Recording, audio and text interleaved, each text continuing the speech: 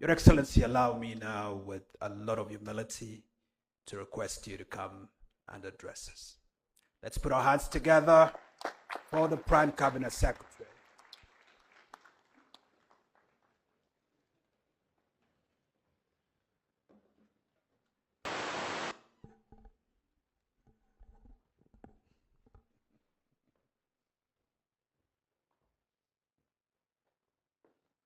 Okay, please be seated, please.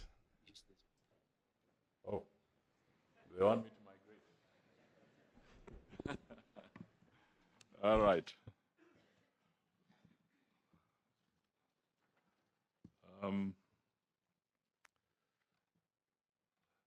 Now, I don't know where to start. When you had such eloquent communication, you get worried. But let me acknowledge the chairman of the University Council,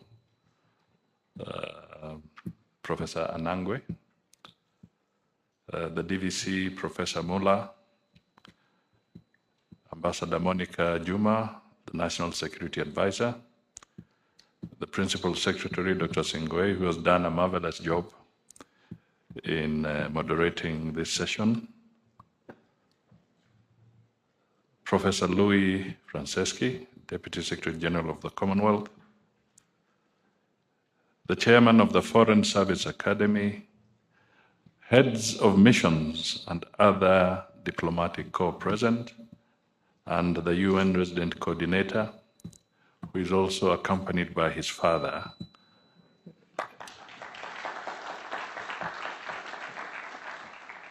An 85-year-old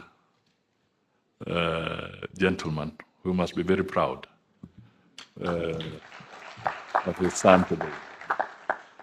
And because we'll not have an opportunity to single out all our partners, if you could just wave so that we can appreciate the presence of yourselves and the countries you represent and institutions, we would be very happy.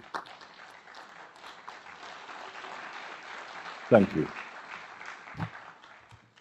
So let me make my remarks. I am honored to join you at this important conference, which is part of a series of major events to celebrate 60 years of Kenya's diplomatic journey. It is commendable that the organizers of this event came up with such a timely theme, commemorating the 60th anniversary of Kenya's diplomatic journey, the hits, the misses, and the lessons. This theme speaks to the evolution of our foreign policy while guiding us to evaluating our diplomatic performance as a country. It enables us to reflect on our successes, low moments, and our resilience to learn from the lessons and chart a way forward. When reflecting on democracy, I am drawn to the timeless words of the former UN Secretary General, Dag Hammarskjöld, who said, "The road to holiness necessarily passes through the world of action." In Kenya's case, our diplomacy has always been action-oriented and rooted in the pursuit of peace and prosperity and partnerships. Indeed, as we convene in this esteemed university, we ponder over our past engagements, achievements, and opportunities with pride and a profoundly unwavering spirit that has propelled our nation onto the global stage. Coincidentally, the University of Nairobi, which is our venue today, has nurtured many graduates who have immensely contributed to our country's diplomatic journey. And this was said before. 60 years ago, when we attained self-rule in 1963, a Department of External Affairs was established in the office of the President or the Prime Minister for our newly independent nation to navigate the incipient terrain of international relations. Today, 6 decades down the memory lane, it has undergone a remarkable transformation into a fully fledged Ministry of Foreign and Diaspora Affairs, demonstrating our steady trajectory in global engagements. Over these 6 decades, we have evolved from a young nation asserting its sovereignty on the world stage to a respected regional and global player. The diplomatic footprints of Kenya are now etched in the corridors of the United Nations, the African Union, multilateral institutions, and bilateral avenues, reflecting our commitment to humanity's collective good. Kenya has since established 70 diplomatic missions globally and hosts over 109 foreign missions in Nairobi, making our city a vibrant diplomatic hub. Today, as you have heard, we host the United Nations Environmental Programme, the UN Habitat, as well as the United Nations office at Nairobi, which serves as the only headquarters in Africa and the Global South. By the way, they sit on 140 acres.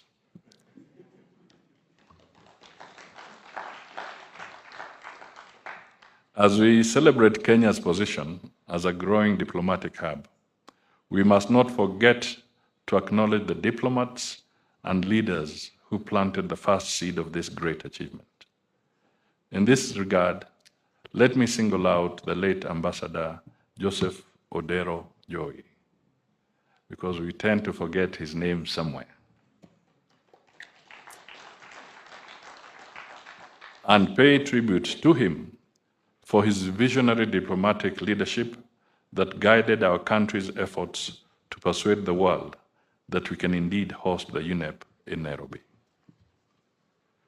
We also host a range of regional offices of critical financial institutions, including the African Development Bank, the IMF, and the World Bank's largest station outside Washington. Indeed, Kenya is now a regional financial hub. As a result, Kenya has always shown its gratitude for this symbol of trust by ensuring that we adequately support and defend these critical agencies and institutions. You will agree with me that it is not easy to trust somebody with your money. But here you are as a financial regional hub, which means that the institutions around finance have built sufficient confidence that many countries are able to trust Kenya with their money.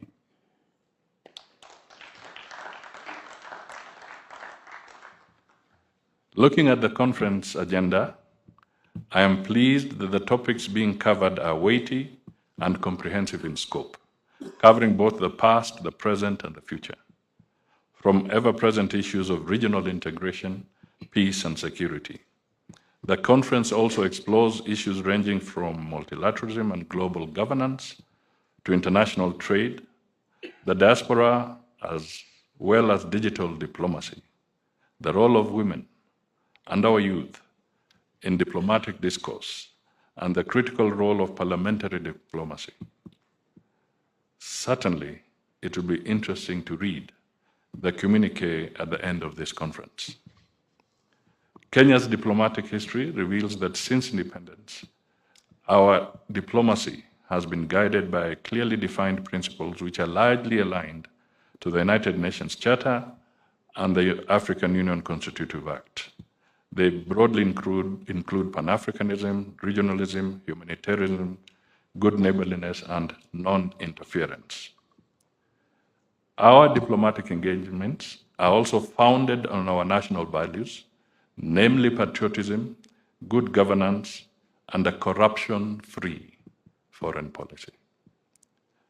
A commitment to human rights, inclusiveness, human dignity, and sustainable development, among others. At this point, let me get a bit philosophical in highlighting the significance of patriotism in our foreign policy agenda. The realpolitik theory of international relations tells us that due to the anarchical nature of the international system, states pursue their self-interests. Additionally, a state is considered a unitary actor, meaning it represents its citizens in the global arena as a single entity. Therefore, collective patriotism, which is the love of our country, should underpin our viewpoint of the external environment. Other forms of political organizations, including political parties, will come and go, but our country will endure for generations to come. And indeed, ladies and gentlemen, if you reflect, perhaps it's only in Tanzania that you can talk of a political party that has really held out over the years. But even for Kenya, the original party is perhaps a pale shadow of what it was. We have seen now in Botswana, I think a ruling party literally whitewashed, and I think we have they retained maybe about 5 to 6 seats. And then there's Mauritius in the recent election. It was 60-0. The entire parliament, the entire government, 60, they were all voted out. Well, just ponder. Post-independence Kenya opted to avoid ideological blocks by choosing instead to establish cordial and mutually beneficial relations with all countries across the globe. For this reason, our country has enjoyed cordial fraternal relations with most of the world, from Asia to Europe, to America, to the Middle East, and more so in Africa.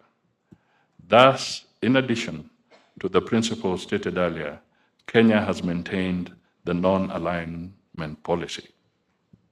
Closer home, let me emphasize that our relations with Africa, especially our ties with the EAC region, have remained a priority. Kenya is committed to strengthening regional integration. We have been a steadfast partner in the East African regional integration since the establishment of the East African Community. And I am pleased to let you know that during the 24th Ordinary Summit of the East African Community Heads of State just last week, our President, His Excellency William Ruto, was elected the community's chair. Furthermore, Kenya has continued to play its role as a member of the Intergovernmental Authority on Development, IGAD, the Common Market for Eastern and Southern Africa, COMESA, and the African Continental Free Trade Area. As a nation, we have also been conscious of our international obligations to foster unity and consensus around matters of mutual concern to the region and the world. For example, we hosted the high-level conference on sustainable blue economy. That provided a significant build-up to the 2022 United Nations Oceans Conference in Lisbon, Portugal. Also in 2023, Kenya, under the active leadership of His Excellency the President, hosted the Africa Climate Summit, a forum that culminated in the Nairobi Declaration on Climate Change and Call to Action, which is now integrated in the continental agenda on climate change financing mechanisms. Similarly, we recall our milestones in economic and commercial diplomacy when early this year, Kenya hosted both the annual meeting of the African Development Group member states and the International Development Association ADA for the Africa Heads of State Summit, respectively, in May and April 2024.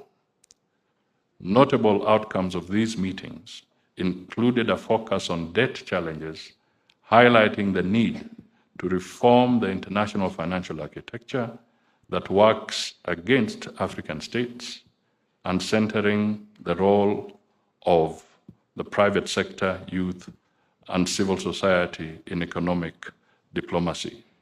And let me just highlight that in Nairobi, for the African there was a call so that the ADB have grow 10 billion US dollars to 25 billion US dollars. And indeed, I'm speaking to some of those who are also supporters of the ADB are present here. We really look forward to your commitments so that we can meet that target on behalf of the ADB for their replenishment. In the case of the target about 120 billion shillings. Recently, when I was in Bangladesh, I had an opportunity to have a chat with and he said we need to 120 billion US dollars for the IDA fund, but there's a possibility we could get to about 105 to 110 billion US dollars for the 75 IDA countries. So, ladies and gentlemen, this again is a strong message that Kenya took a lead in driving so that the 75 countries can benefit from concessionary funding, which is critical to spur development. Our commitment to multilateralism is reflected in the fact that our country has played a leading role in crucial international bodies, including serving 3 times as a non-permanent member of the United Nations Security Council. This year, Kenya was also elected to the United Nations Human Rights Council for the year 2025 to 2027. At the continental level, Kenya continues to play an active and leading role in the realization of the African Union objectives of unity, solidarity, prosperity, peace, and stability, as well as the achievement of the African Union Agenda 2063. Presently, Kenya's president is the champion for the institutional reforms of the African Union. We shall continue championing African affairs in the global arena and remain a dedicated partner of the African Union in peace and security initiatives, sustainable development, and humanitarian support. As a country, we continue to guard our legacy credentials as a dependable peace and security actor in the region and the world. In fact, Kenya invariably invests its own resources to guarantee peace in the region. I'm sure when Madam Monica speaks to this, I'll be sitting there to listen to the panel. She may say a little more. We hold the collective security view that when peace is disturbed anywhere, there is no peace everywhere. It is in this spirit that our country accepted to lead the UN-approved multinational security support mission in Haiti. Also, our regional peacemaking efforts are on course, including in South Sudan and other parts of our continent. In celebrating our 60 years of diplomacy, we cannot miss to showcase our great milestones in peacekeeping. Since 1979, when Kenya had the first comprehensive participation in peace support operations in Rhodesia, now Zimbabwe, our country has today participated in over, now the UN may be right, they said 52, regional and international peacekeeping and peace support missions as a troop contributing country. Our African identity is at the heart of our foreign policy, principle of humanitarianism. We have hosted over 700,000 refugees, as well as contributed towards humanitarian support and disaster response after various environmental crises, disease outbreaks, and conflicts. Today, the Shirika Plan, which is a pioneering refugee management program that transforms refugee camps into integrated settlements, is an internationally acclaimed refugee program. Given the enviable past, we continue to chart a bright future by adopting innovative approaches to establish a robust foreign policy that is pragmatic, principled, and strategically adaptable to the global dynamics of our time. Accordingly, this week we launched the revised foreign policy, the Principal Secretary spoke to it, 2024, as well as vital documents, including strategic plans, the protocol manual, and the ICT policy. By the way, I did not know that protocol can generate a lot of tension if mismanaged. The overall documents reflect the evolving priorities of our nation as we prepare with optimism for the opportunities and challenges of our time and beyond. The new foreign policy document, which is an outcome of the extensive stakeholder consultations, endeavors to place citizens at the center of Kenya's foreign policy agenda. As such, we shall be embarking on the Foreign Policy Mashinani program, which is a nationwide public awareness campaign that will also encompass translation of the policy into our national language, Kiswahili. So Professor Mula was on course. Similarly, the Foreign Service Academy remains our best synergy platform between researchers, think tanks, the academia, like those from this university, as part of the 60 years diplomatic journey celebrations. We shall be inaugurating the academy as a state agency this Friday. Going forward, we are looking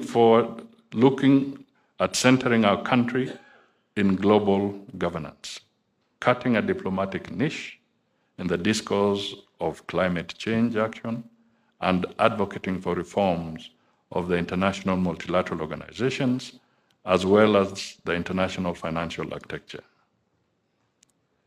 We endeavor to continue positioning our country in global trade and investment as we seek to diversify our diplomatic relations. Domestically, we endeavor to broaden citizen engagement in our country's foreign affairs. Ladies and gentlemen, let me repeat what I've been repeating several times, because this was a very potent punch from the Gen Zs in June. They kept on asking, why does the president travel abroad? Why do I say it was potent? Because it dawned on us that for too long, we have been detached when it comes to foreign policy with the citizenry. We want to change that. And this is part of the process of the journey of changing that.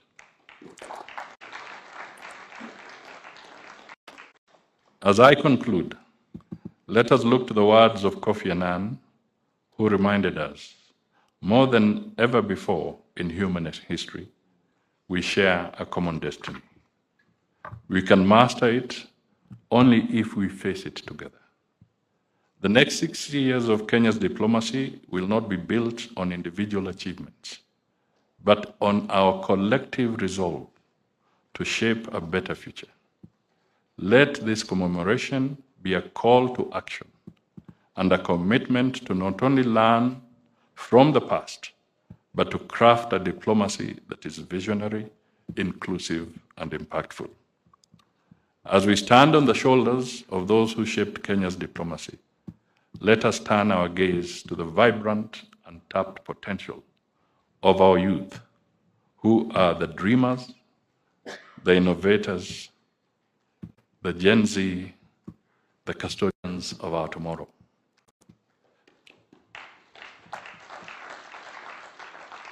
Their energy, creativity, and daring spirit must infuse our foreign policy with renewed vigor.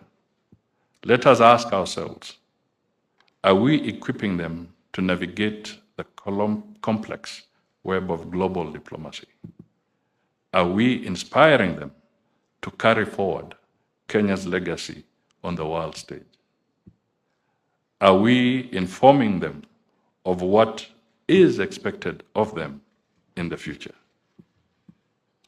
The future of our diplomacy will not be written in boardrooms alone, but in classrooms, innovation hubs, and the hearts of young Kenyans who dare to imagine a better world. I thank all our partners for the critical support, and I encourage you to join us in celebrating our triumphs and challenges together. Equally, let me congratulate the team of the Ministry of Foreign and Diaspora Affairs for such meticulous organization. I wish you all very fruitful engagements and a truly objective assessment of our achievements, challenges, and the lessons that we need to carry forward. Thank you, and God bless you, and God bless Kenya.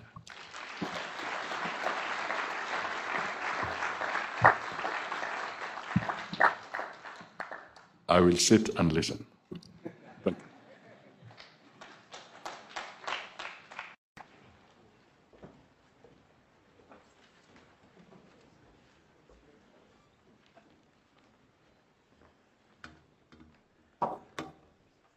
Thank you very much, Your Excellency Prime Cabinet Secretary and Cabinet Secretary for Foreign Affairs, Dr. MUDAVADI, for your thoughtful, probing reflections about the journey so far. Your Excellency, we have been thinking together about how we could optimize the diplomatic capital that we have built over the years, and together with the foreign policy team, Your Excellency, it is our proposal that we host a Nairobi Dialogues for Peaceful Coexistence and Sustainable Development annual conference in Nairobi. It will be a conference that will reflect on the state of diplomacy in the region, assess the impact of Africa's approach to international law, multilateralism, and global governance, and provide a platform for the sharing of critical knowledge products that forecast, influence, and set trends. Your Excellency, I know we've been sitting for long. Allow us to break for 20 minutes just to have a cup of tea, and then we will come back and listen to the wisdom and the insights of Ambassador Dr. Monica Juma and other distinguished panelists here gathered. Ladies and gentlemen, Excellencies, we will take a break for 20 minutes and then we will return. Thank you very, very much. Asanteni sana.